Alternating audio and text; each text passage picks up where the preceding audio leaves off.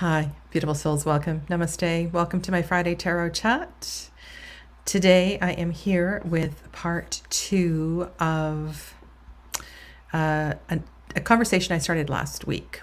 So last week we were looking at minor cards that have, I hate to say that they're not illustrated. They are illustrated. There are no humans. We're not dealing with facings, and we're not dealing with any of the issues that are related to people in the cards.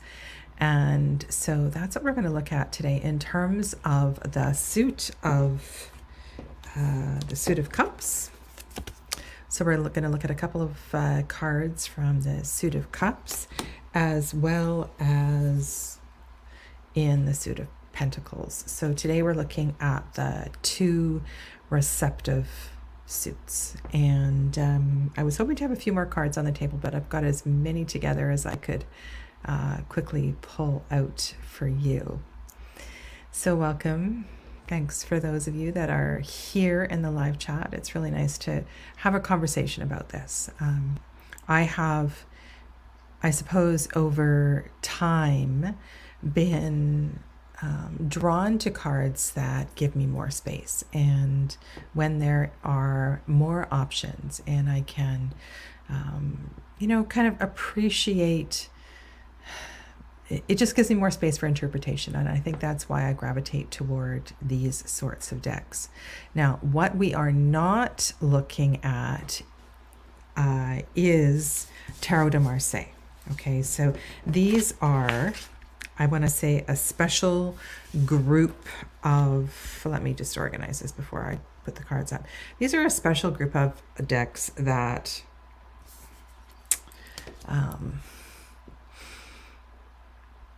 use illustration very creatively, so we can get the general meaning of the card without having a human influence. They go by a myriad of names. Non-Scenic minors is one of them, and I don't think there is a perfect name to use these. Donna asking, quick question, what is my favorite Tarot de Marseille? Oh my goodness.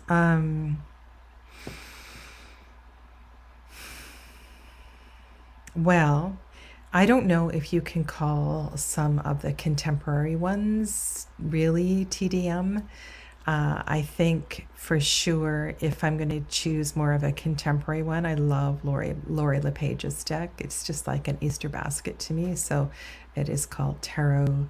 It's not called Tarot de Ozar. It's called Tarot des Ozarks. It's like anyway. So I like that one. And I also,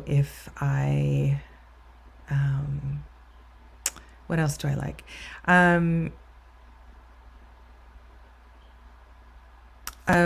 have a few Il Menengello decks, and so any of those are definitely top of the pile.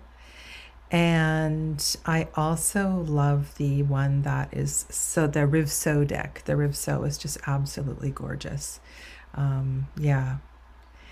I think there will come a day where I may transition and like spend a year just using Tarot de Marseille decks. I think that transition may happen, or maybe 3 or 4 months, because I know it is more popular to use these Waite Smith clones and so forth, and Thoth Inspired decks.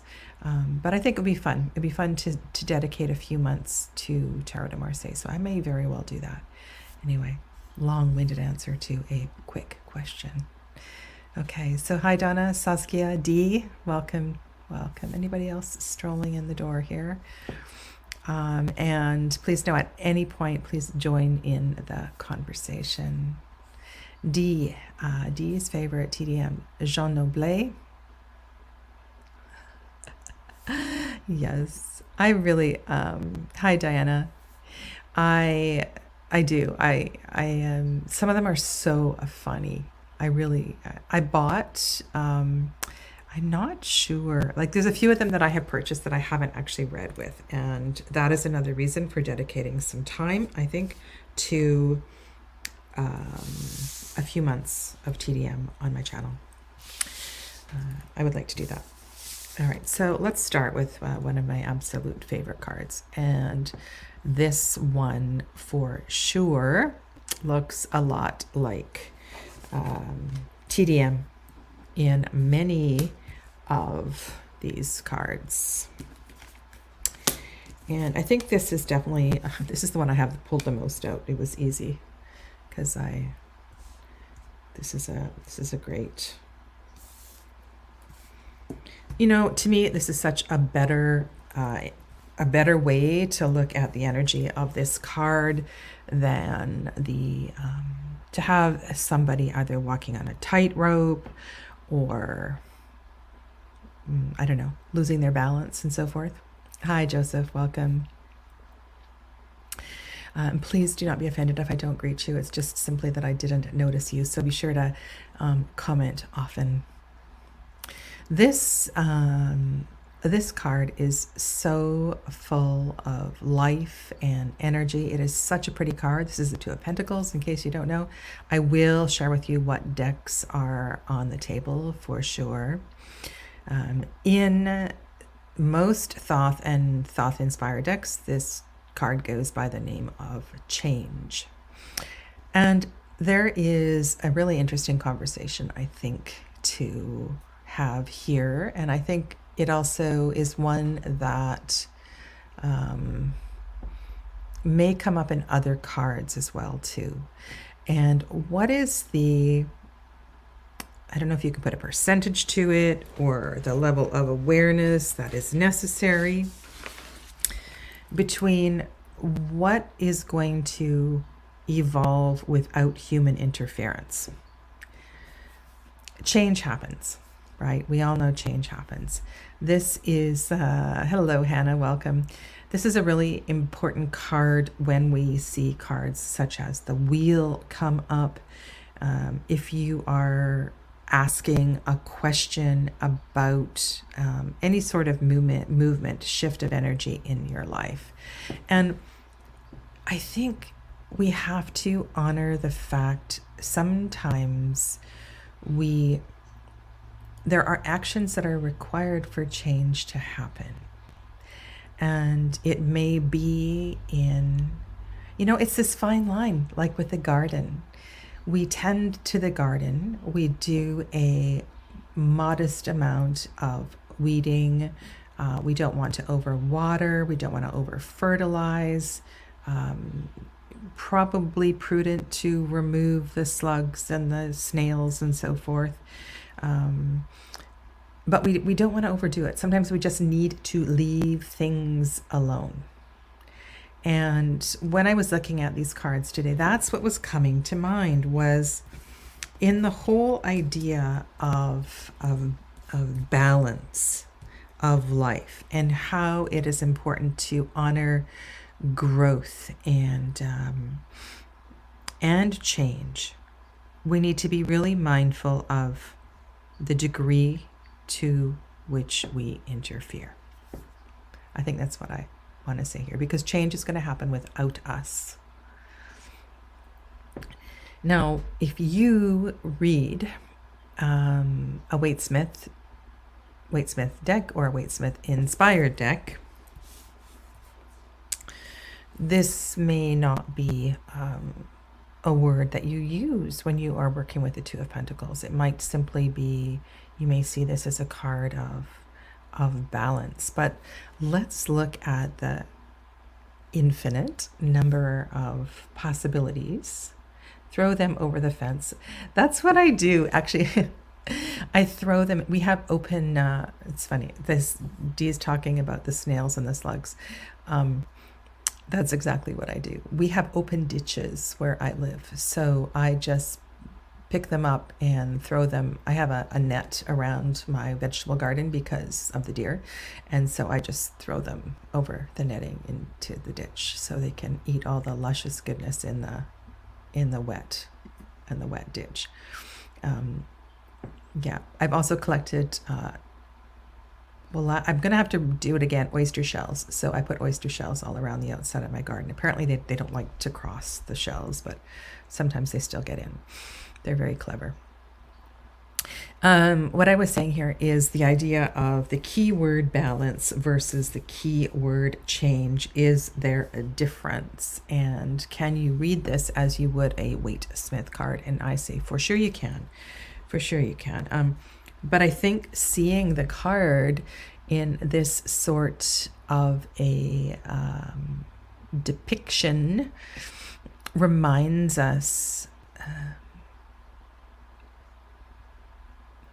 I don't know, just of the influence of energy. This is a great card for awareness of energy and our response to energy. So what is balance if not responding appropriately to the energy that is presenting itself? Yeah, I love this card. I love this card. I love cards that inspire change. And of course, because this particular card has the lemniscate looking symbol in many of them, we can tie in the magician if your magician card has that symbol, other cards that have the symbol such as strength and so forth. And I don't know, I just feel like this is such an amazing card. There is a magic as well too, and when I look at that Two of Pentacles from the Saceribito, you guys are so funny. I just pick up the slugs sometimes with my bare hand and throw them out of the garden. Yeah, I have no problem with slugs. Sometimes I have gardening gloves on because they are a bit sticky. Now I forgot what I was saying. Lemniscate energy.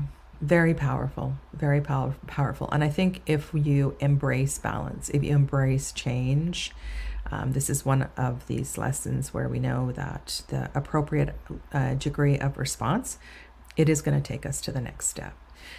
Now, this is really interesting as well, too, because this is the fourth two, right? This is the Two of Pentacles, the two that comes up in Capricorn season if you read the cards astrologically.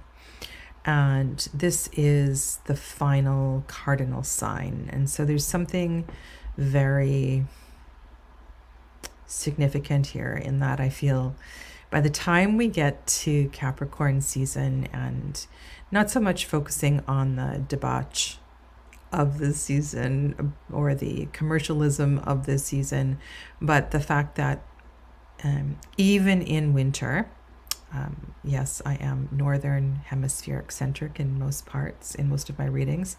Even in the Northern Hemisphere, there is still a degree of, we need to be mindful of not becoming too slovenly in that season. And I think this is another sort of an impetus to get going again, to get building, to get moving. I think this is in response to the bare hands on the slugs. Yes, I love the garden. I read an interesting gardening tip yesterday. Native Americans planted beans, corn, and squash together. The beans grew up the corn, and deer wouldn't walk over the squash vines. Smart. But the deer will eat the flowers from the squash. They will eat all those beautiful zucchini flowers and squash flowers if you let them. Yeah. All right, so what decks do I have on the table? Name that deck. Name that deck. This one here, this beautiful one, this is the lovely Om Tarot. This one is Vision Quest. Lily White. Saceribito. Lumina. This one is the Spacious Tarot. And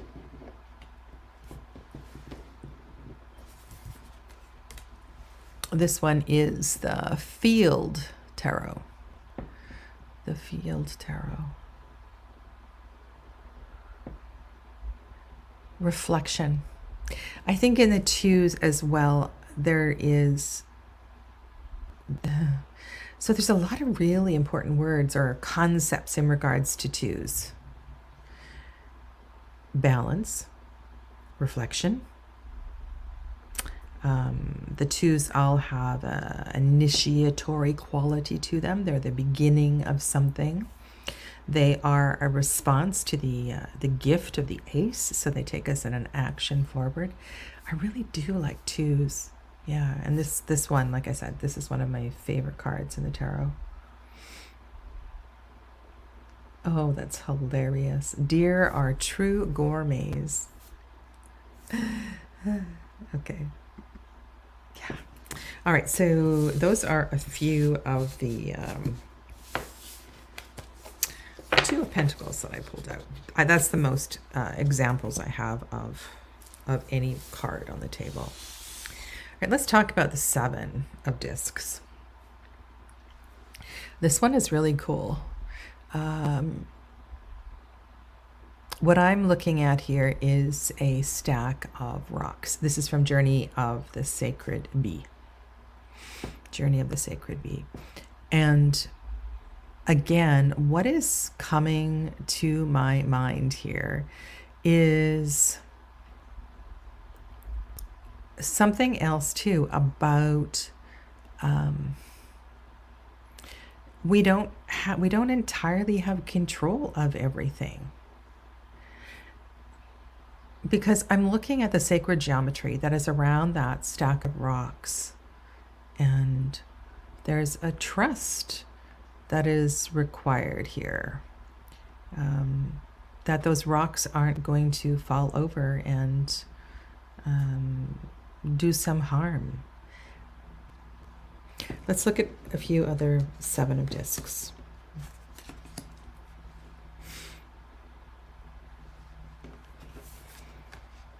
This was a hard one, actually. I was in the reason I was going through the this is the Field Tarot and looking at some of the cards, and I just chose this one because I wanted to talk about the 7 chakras and the whole idea of cycles and change.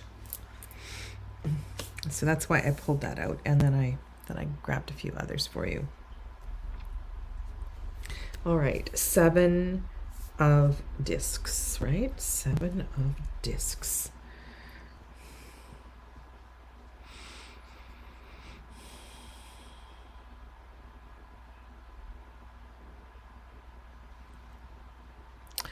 There's this idea that, and maybe this is an idea that gets lost in decks that are very specific in their illustration.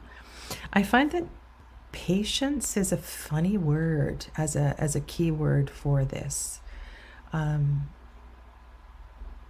it's funny, last week too, I felt like there was a theme among many of the cards that I chose.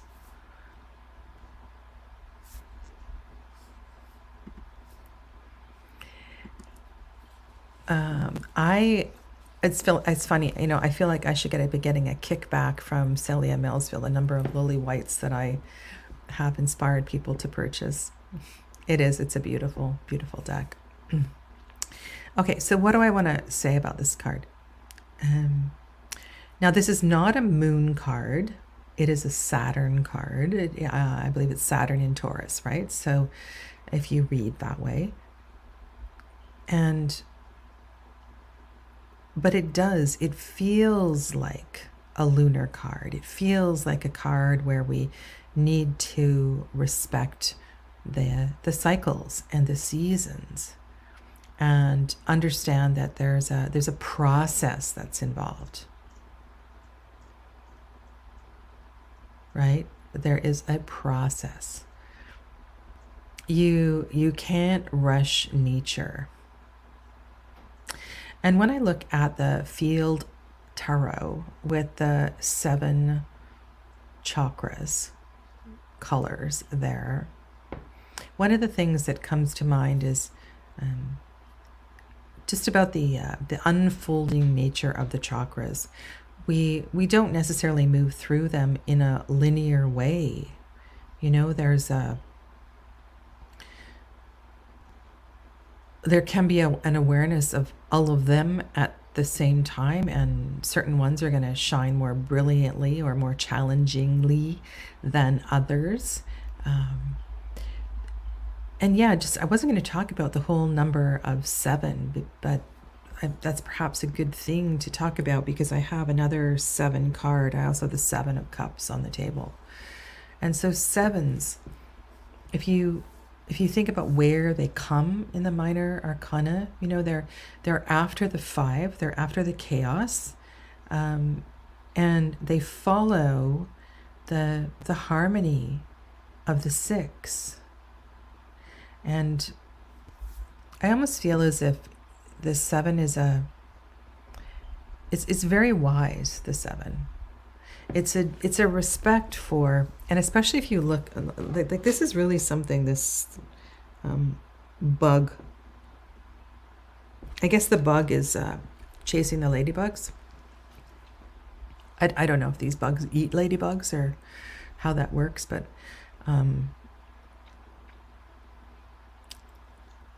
we can't, even though we have achieved, we have found peace, we have found contentment, we're good where we are. It would be really nice if we could just hang out in the 6 forever. It's a very similar kind of situation with the 4, right? But we can't stand the 4, the stability of the 4.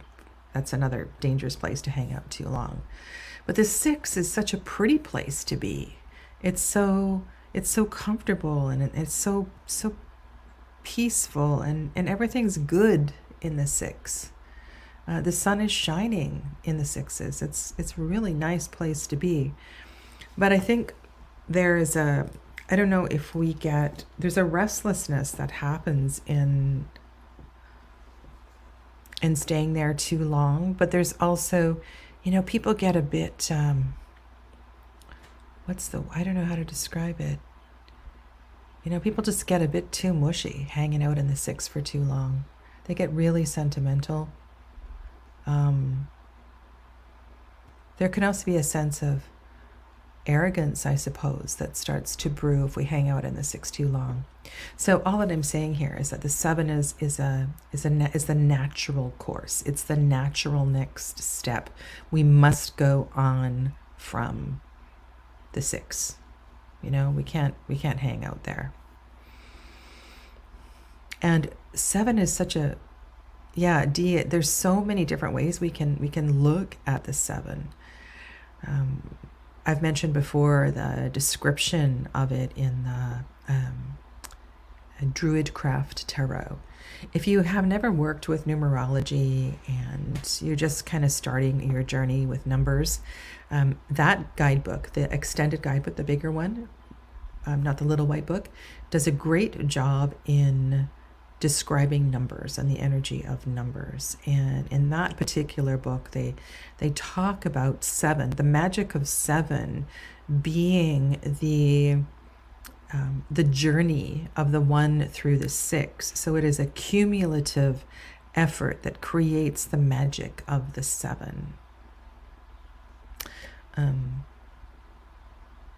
It's really magnificent. And there is if you think about the 7s, there's this Venusian quality to them through several different lines of thinking. And so we have in the 7 a sense of, it's funny in the tarot, because if you start off thinking, okay, even numbers are receptive, odd numbers are active, that works to a degree, but I really see the 7s as this beautiful place of integration. There's a level of respect that is required here for due process. Yeah, I'm just going to highlight some of your comments, and I'll try to address them. And I might switch to the Seven of Cups as I go on and talk about this. So, yes, and 7 is, of course, the largest prime number, single digit prime number. So there's something mathematically that is really cool there. 7, so if we look at the 7 chakras, the center of the 7 chakras is the heart. And the heart chakra is the union of the upper 3 and the lower 3. And there's something really, well, I've talked about it a lot. Very powerful there. 7. The other thing too, Dee, when I think of 7, is more of a, like the Euclidean geometry kind of viewpoint. And we also see this not in any of these decks, but where we have the triangle on top of the square. And we look at the 7 as the union in a different way, right? So the 3, the fertility, the creativity of the, right, the triangle associated with femininity, stands on top of the solidity and the stability of the 4. And together they create a much greater, they have more power together, and they require each other in order to make this shape. And we see this shape in the Chariot. We see this shape in lots of, the subtlety of the geometry in tarot is really interesting as well too. And if you look at that cactus, this is the Lumina Tarot, is it? Gosh, I think so. Yeah, this is the Lumina Tarot.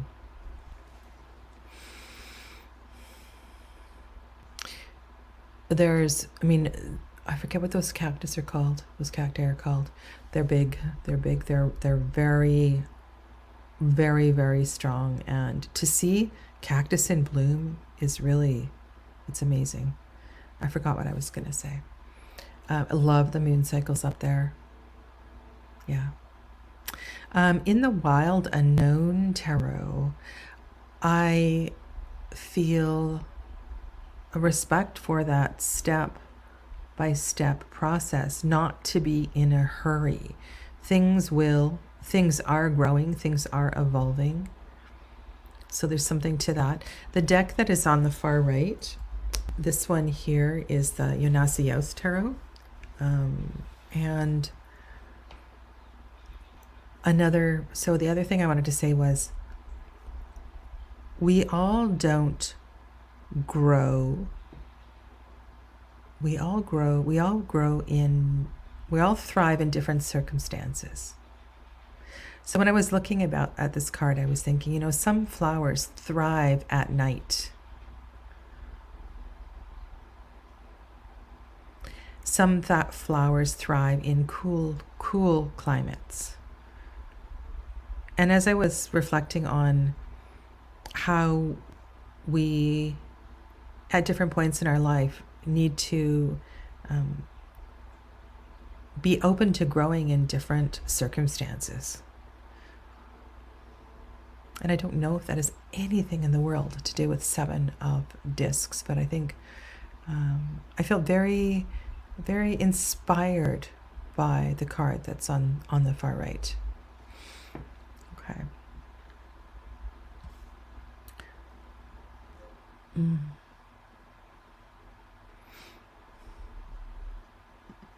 It's really beautiful reflections here. Thank you for sharing all of these.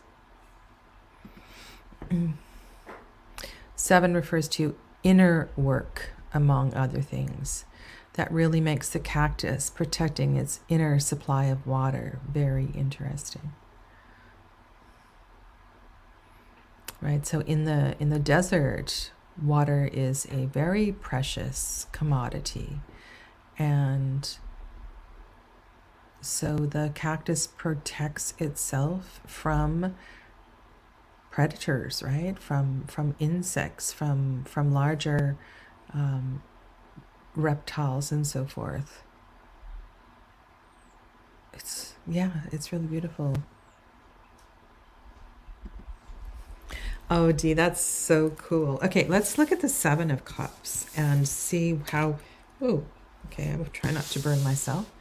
How we can apply any of this to the Seven of Cups. It's funny, I was looking through the Antique Anatomy Tarot, and oh my goodness, the Suit of Cups is hilarious. All of the poisons and the hallucinogenics and the toxic stuff.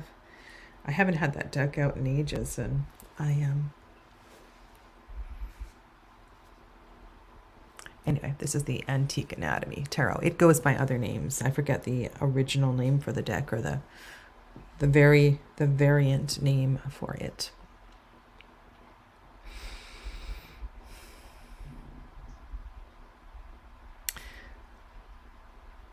Like a seesaw, we have a balance point to negotiate in the sevens. Yes, I think this is a really good sort of point for the Seven of Water. The Seven of Water. And if you think where we've come from in the Six of Water to the Seven of Water, if you think of the whole idea of family reunion, nostalgia in the Six of Water, it's funny. I'm just thinking of how people might respond and want a quick exit from that experience by taking any sort of medication. Let's just call it that, be it a suppressant or a stimulant.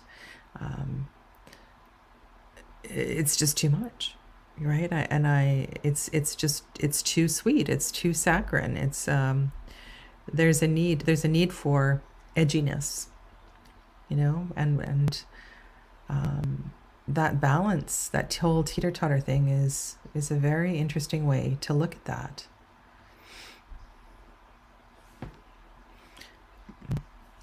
We grow in different ground, and I'm a temperate woodland lover. Yes, this is in response to the Seven of Pentacles, where I felt inspired by maybe respectful of how people thrive in different circumstances. Not everybody needs to be with a partner. Not everyone wants a tropical summer holiday, and so forth. Yeah. So this Seven of Cups has lots of funny nicknames. There's quite a few songs out there from the 60s and 70s that one could sing in terms of this card. And I'm sure there's contemporary songs as well too. Think about the sevens also in terms of the Chariot energy and the influence of the Chariot, or what the advice of the Chariot may be in terms of Seven of Discs or Seven of Cups. And the Chariot may respond. So if you think of Chariot as Cancer energy, as an emotional growth, emotionally moving forward and expanding, being influenced by the moon, having that subcurrent of rebellion. And I really feel now this is not a Cancer card. This is a Scorpio card, right? Just right. This is the last decanic minor of Scorpio. So again, kind of makes sense, right? It's a place where it's just a little too murky. It's a little too murky. When I think of Scorpio and Scorpio season and the sometimes the self-study, the self-reflection just gets to be too much.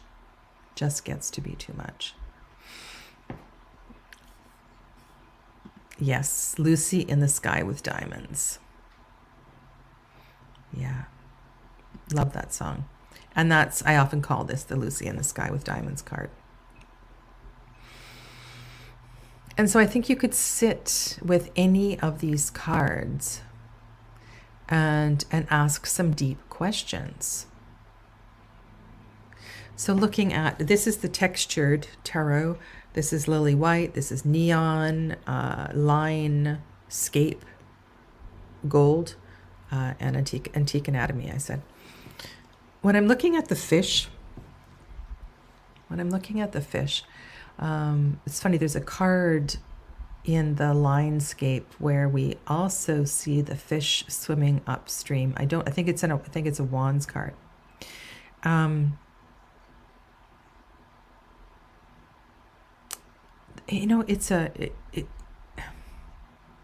To keep going through choppy water requires a tremendous amount of strength, and sometimes we don't have it. We go to an external source to find it. But what Dee was talking about with the focal point, or the balance point, I think also this card wants us to find a focus. We need to find a focus to go forward.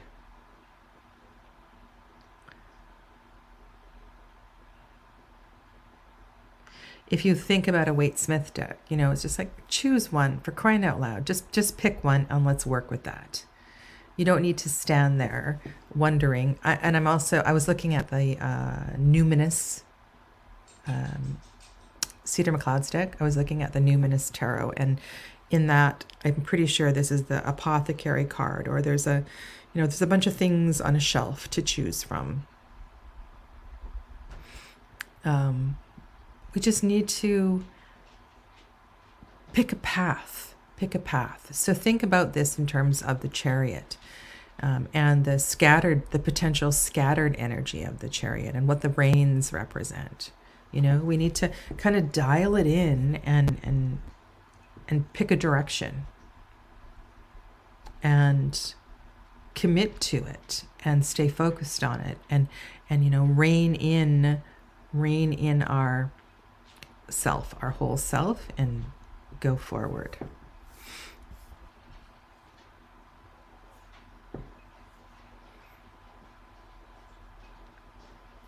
Lots of Scorpio vibe here.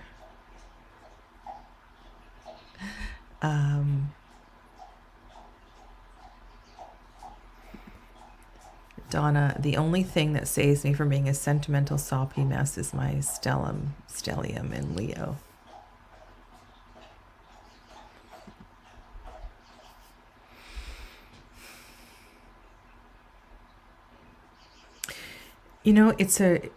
It's a really great question, about who is driving the Chariot. And I have found the practice of Antarmon to be very helpful in that regard, to get in touch with it sounds so deep woo-woo. But there is sometimes we forget to connect with the higher self, and we want to just be busy doing and fixing and reacting to stuff. And this is definitely a card that wants us to rein it back a bit. I mean, think of the mess, the soppy mess we see in the Thoth Tarot, which is known as debauch. I mean, it's just awful. What a mess we've made in the... Yeah, and look at the House of Cards too. I think this also says a lot. And I was wondering if if we could read the cards, if we could also find a layer in that. There's not a lot of stability in a House of Cards. And, you read that with whatever direction you want. But, the point of this conversation is to understand that decks that don't have humans are not difficult to read. They open up massive possibilities for conversation. And it's great. I prefer the potential, the creativity in working with these sort of cards. Okay.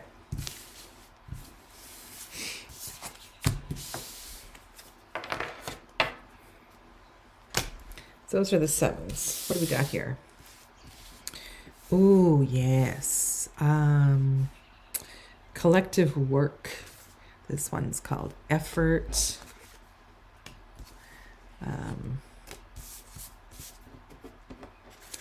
Okay.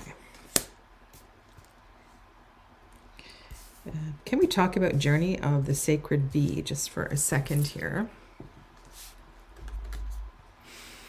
Something that came to mind when I was looking at this card was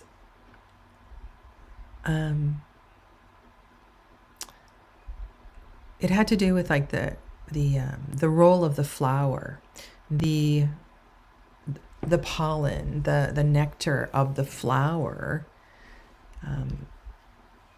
You know, sometimes when we're thinking about a Three of Pentacles, we're thinking about the people coming together and using their skills, bringing their stuff to the table, because 3 is greater than 2, and we can accomplish something with collective work. And I was just kind of, I don't know, I thought this is really beautiful, because we have the bees who are busy doing their work, but part of this responsibility, this collective work, has so many layers to it. This is a Mars card, right? So this is a card that requires action, right? We are, and I feel like responsibility. There's a responsibility to, oh gosh, that's very big actually. And look at this Ashera. This is the Ashera Tarot. I can't tell you what version it is, but I'm pretty sure I mentioned this yesterday about something to the effect of, and I don't know what I was reading, it had to do with the metaphysical reason for spider webs, and how spider webs knit the whole world together. I'm just so in awe of spider webs. When they appear just outside, like outside my window here, they often just appear, and they just blow me away. They just blow me away at all that is required. Now, I don't know what is required physiologically for the webbing, whatever the stuff is to create the spider web, but I think that's where I was going with this card, in understanding that, yeah, the flower is as responsible as the bee is. You know, it's all part of the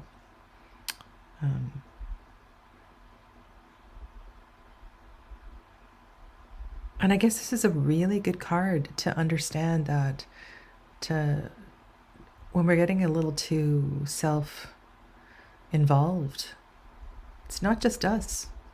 There's a lot of stuff that's going on underneath the ground, behind the scenes, and if we work together, there's a lot that can happen.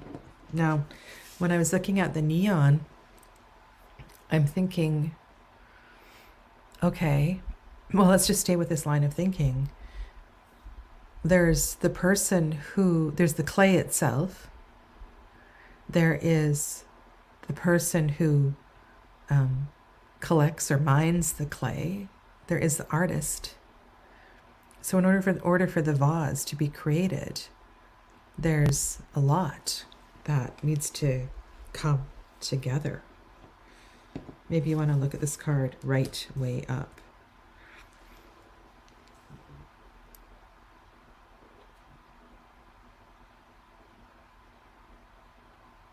There's something kind of magical too here in the Wild Unknown Tarot. And I love how the lower, the pentacles take on a cup shape, receptive energy, and the mountain is the masculine shape. And we're seeing here the collective effort of what is going on under the ground in order to build the mountain. You know, it's really something. So yeah, so think about this card in terms of the mycelium, the nurse log, the forest floor, the beneath the forest floor, beneath the, you know, it's like the you see sometimes you see pictures of icebergs as an analogy for humbling oneself to understand there's a lot more that's going on beneath the surface. And I think that would also be might work here as well too, with the Three of Discs. Oh, great. Now we're going to get, this is cool. Silk is spun from the chemicals in the spider body at ambient temperature. Whoa. Yeah. You know, at one point I did know that because I went to it was in Thailand. I went to a silk, a place where you could watch or learn about the process. Yeah. Be in awe of nature. Be in awe of nature. And you know, this is, you're talking about the ocean, but and yes, I'm also disgusted by what is going on, but I'm also disgusted by the lack of understanding of what's going on with old growth forest. And if we keep cutting down the mother tree, you know, yeah, it's a sad state of affairs. You have a funny cat, Donna. You have a very funny cat. Okay.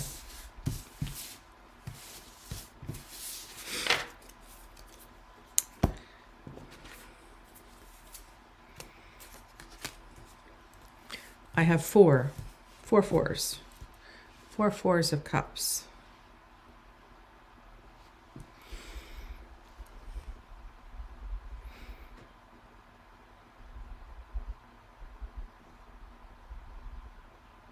Oh, thank you for that. Thank you for that. Yeah, we were talking about that yesterday. Yesterday I did a side-by-side of the Lion Strider and the Spacious Tarot. We were talking about aspens and birch and different things. Yeah. Okay. This is a very interesting... Hi, Jonathan. This is a really... I just find Four of Cups such an interesting card to interpret.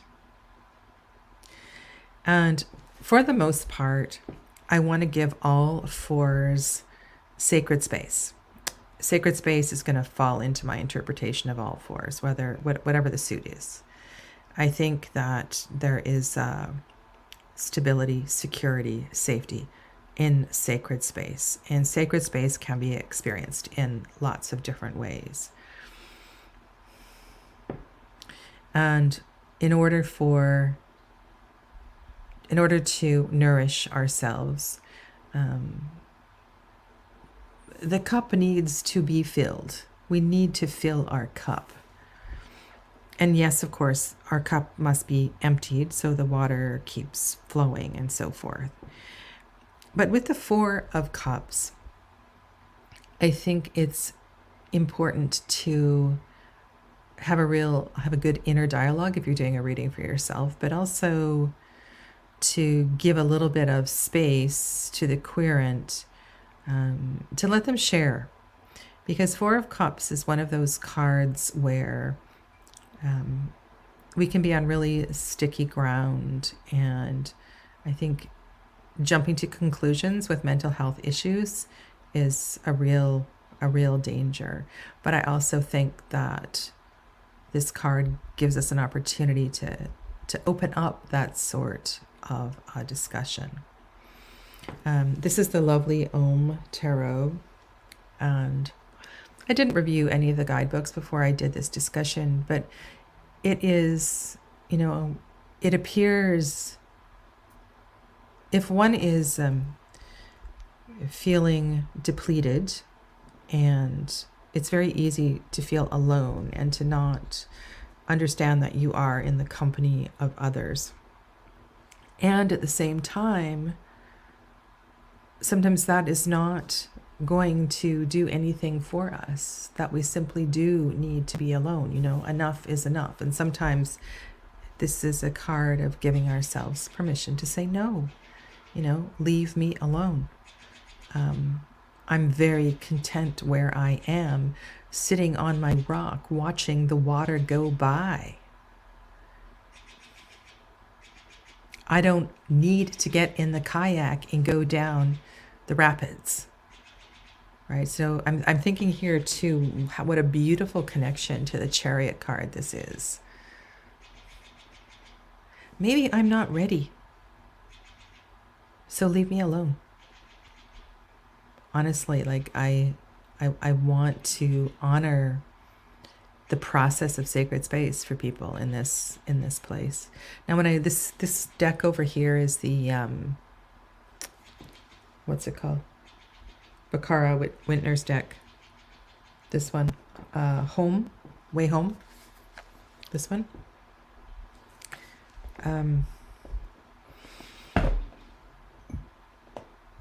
What I'm picking up in this cup is, the cups are empty. We haven't spiritually nourished ourselves. We're depleted.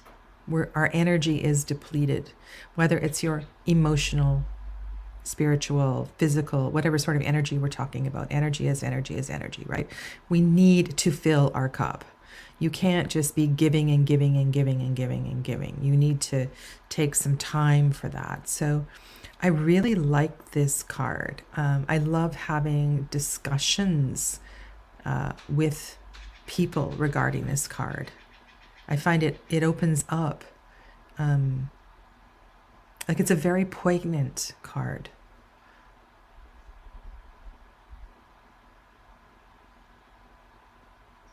So as a 4,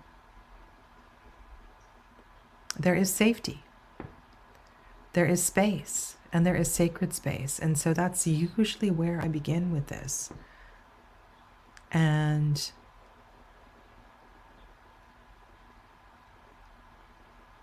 depending on the deck that I'm working with, and the surrounding cards, we'll begin to expand on that conversation.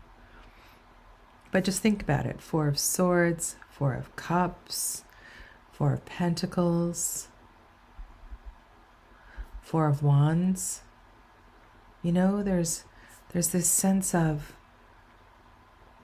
coming together. There's something very good about this. But again, there's a danger in keeping people away too long. There's a danger in choosing isolation for too long. And I think this is all very, it's great. It's a great card. And so what happens if I'm reading with a Waite Smith clone is that there are I feel like there's fewer places I can go with my conversation. And so I like this. I like the open-endedness of this sort of card. Bye, Hannah. Bye. I won't be on much longer. I have one other card to share with you. I think this is a great card to finish with today. And there's a couple of cards in the lily white that took me a long time to I was just reading your comment, Dee. It's a beautiful comment. Thank you for saying that. The tribe can gather around to defend your private space. Yeah.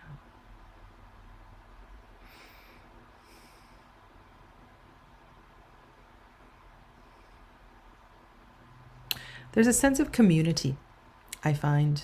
A gathering, a beautiful gathering of energy. This card always reminds me of not festivals, not festivals so much, but retreats where you gather for a common energy and you get together and there's tears and there's laughter and sometimes people have great breakthrough moments. And I love the fact that the cups are in a circle in this card. And in a lot of Nine of Cups, we see the cards in a circle.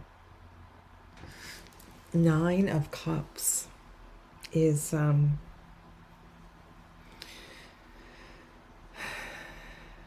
course, Nine of Cups can be overwhelming. It can be too much. It's Bakara. She uses the word saturation when we're coming to the nines and the tens of a suit. And there is a danger of overwhelm. So one of the things here that is important, and I think what I said about the retreats, it's the sharing and the flow of energy that's so important. There must be movement. There must be movement.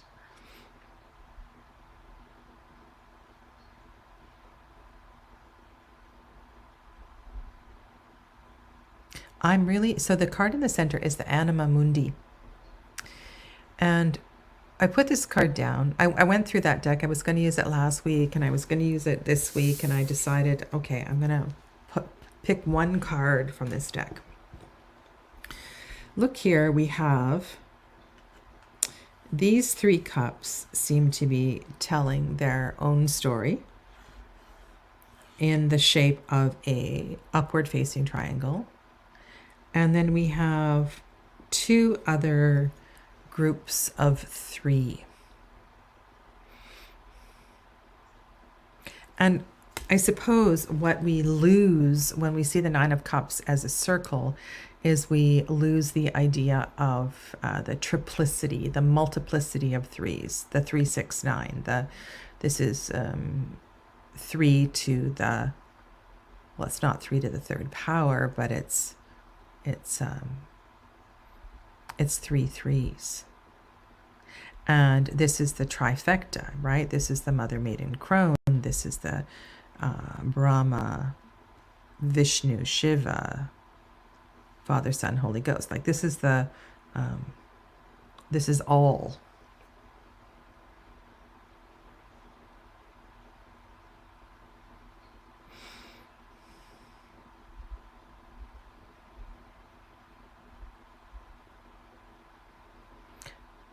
Of all of the nines, this is the one to me that feels, it's very sacred.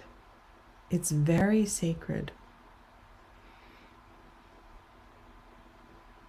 7, sorry, this is a 9. So 8, 9, and 10. So this one comes in the center of Pisces season. I'm gonna have to go in a second. I've got people waiting for me, but you know what I mean? Like this is a full, it's so full. It's so full. So enjoy it while it's here and thrive in it and be in this fullness of energy, however you are experiencing it. I don't tend to go to the way of the Osho Zen. I mean, Osho Zen calls this card laziness. So there's this danger in things being too good. I mean, every card has a cautionary tale.